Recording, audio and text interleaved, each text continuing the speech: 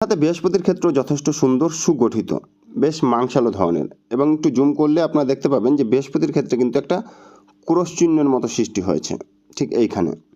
বৃহস্পতির ক্ষেত্রে ক্রস চিহ্ন অত্যন্ত শুভ, আর বৃহস্পতির ক্ষেত্র মাংসালো হওয়ার কারণে বৃহস্পতির শুভ প্রভাবও কিন্তু এনার মধ্যে যথেষ্ট পরিমাণে রয়েছে। বৃহস্পতিকে বলা হয় দেবগুরু, অর্থাৎ বৃহস্পতির প্রভাব যদি কোনো মানুষের হাতে ভালো থাকে তাদের মধ্যে কিন্তু বৃহস্পতির ভূমিকা, যেমন লিডারশিপের ভূমিকা, টিচারশিপের ভূমিকা, অর্থাৎ অন্যদের বোঝাবার ক্ষমতা এদের মধ্যে অদ্ভুত ধরনের হয়।